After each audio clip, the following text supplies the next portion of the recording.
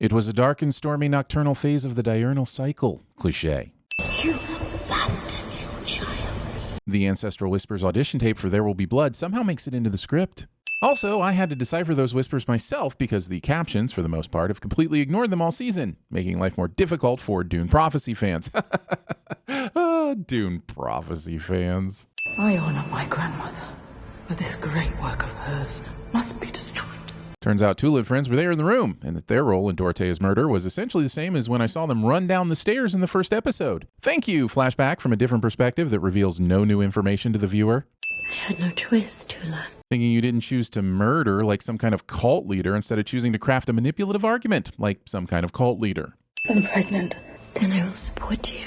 Touching someone's belly immediately after learning they're pregnant without explicit consent. Obscuring what I must assume is a large and impressive bean. It's a bioweapon. Thing my roommate says every time I bring home Arby's somehow makes it into the episode. Well, the good news is it's a physical contagion. That means we can transmute it, like Raquel did. Bearing the lead while confusing which part of her statement was actually the good news. We could produce an antiviral, altering molecules that already lie within us. Insulting the intelligence of your doctor and your audience by explaining yet again what transmute means. Mother Tuna, this will be a dangerous procedure. With my medical training, I am A minor character who can be killed off with little plot consequence just to show the audience how dangerous the virus is. The first stage is to isolate the foreign agents. Backseat transmuting. Good, it's working. This premature, weak-ass celebration. The closed captioning on Max says cells slithering. I don't know if my cells do that. I don't want to know. Set design said, I don't know what this room is used for, but you can't go wrong with a spare uterus closet. The quickest path to lazy henchman is letting the suspension tech do most of the heavy torturing. My father used to tell me a bedtime story about a monster who lived among his people when he was a boy.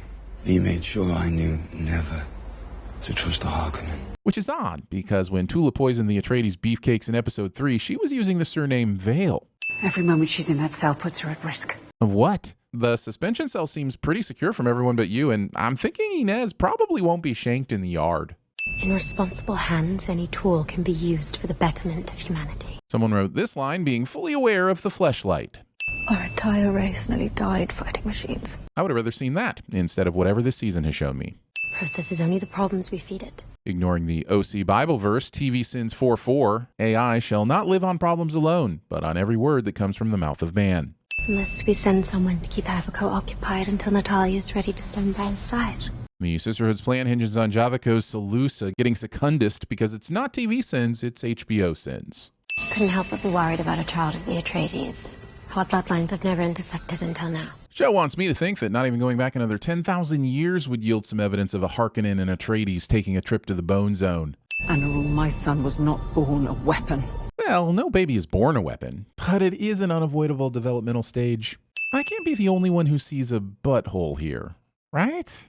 Can you not at least loosen the restraints? They look pretty loose already. Also, this works.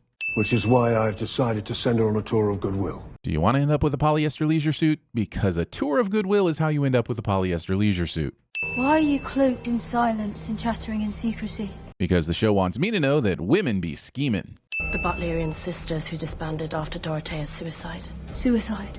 No. Dropping this bombshell and just walking away. The Mentat sisters keep logs. I don't know what a mentat is because I don't read, but I think saying my computer holds files is more about the Easter egg being dropped than it is about delivering relevant information. You will learn your place, acolyte. Disney. They're gone. All of them. But why is Lila gone? Mother Dorothea seems to have a permanent hold on Lila's body, while Mother Raquella could only possess her for a little while. Only the Mother Superior, Valia, Harkonnen. Even with all the valid reasons to dislike Valia, show continues to make it feel like she's being bullied because of her last name. Even if you get yourself in, how will you get her out? Tom Cruise will have to do a completely unnecessary stunt and then an entire press tour talking about it. Wait, what am I watching again? Theodosia was bred by Talaxan geneticists. I was their experiment. And no other information about what this means or why it's important will be necessary, because there's only one kind of experiment. You won't be disturbed here. Maybe, but this hallway is just about the least private place you could have found in the whole palace for Theodosia to do this. And Haviko? Instead of just saying that she would have to stab him with the poison, Valia needs to do a dramatic unboxing. The needle is coated in metacyanide. making self-referential cyanide. Oh, this house is still yours, Havica. Being concerned about real estate at a time like this. We've been shaping your path since before you were born. Jessica was already a young prince when we saw Honor Rule identify him as a paternal prospect. The before you were born part is confusing, and Valia's been meddling with his life long enough for him to be freaked out without this kind of embellishment. Why are you telling me this? To flex on Javico in a way that only has me mildly aroused and involves a bunch of unnecessary villain exposition. The sisterhood would get more done if they didn't spend so much time hanging out around the pool. Convenient crowbar is convenient.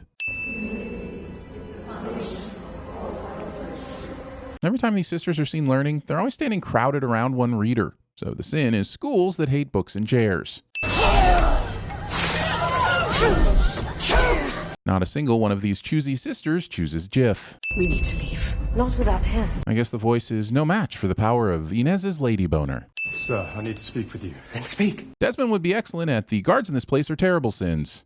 Sister de Bravo! Since Theodosia has taken on the form of the guard, I can confidently say that all this setup and shape-shifting to look like Inez, which happened earlier, resulted in 0 instances where it was useful, necessary, or entertaining.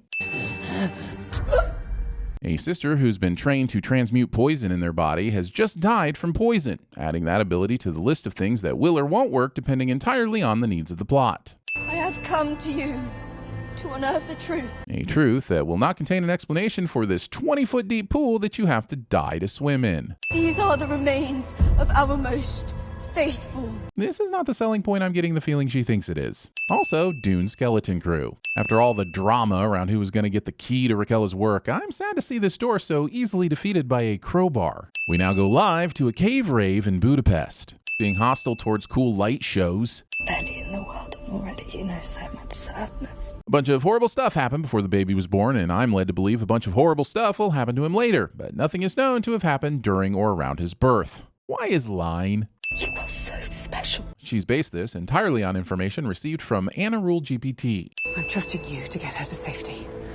You owe me that. I'll do for her. Who the f cares why you do it? Just go. You're being chased, remember? Stay where you are. Going with stay where you are when you finally have a group who are all obviously carrying blades. Also, these damn shields once again prove to be stupid and worthless, so I'm sitting them again.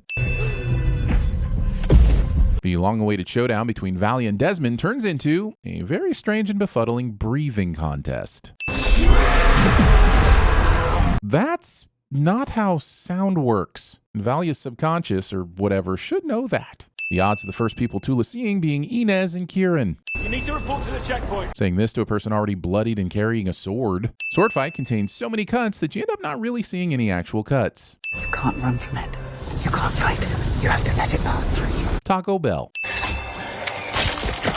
So the eye wasn't taken, as you suggested in episode 2. It just got selected for Pimp My Eye. Then Exhibit showed up, put screens everywhere, and completely destroyed the resale value. His eye is the virus. It's definitely infected, but the eye is not now a virus, right? That doesn't make any sense.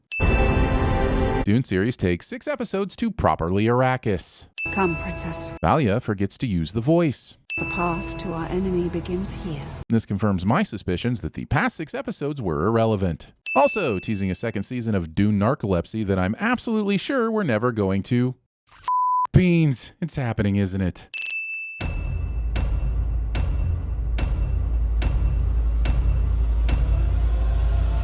That's a waste of time and resources. You abandoned his child. You have abandoned all because he was sick and you have sinned. Collaborate and listen. We're not Mother Superior. We're jumping the gun. Your cells are transmuting it. You sure about that? The Atreides. Sexual Jedi. You tell Mother Superior. We're jumping the gun. There you are. Awesome powers! The sisterhood draws women from many worlds. Like one of your French girls. You say you've seen my end. Everybody's got a cute butt. I have a cute butt. Sister Avila. You choose me?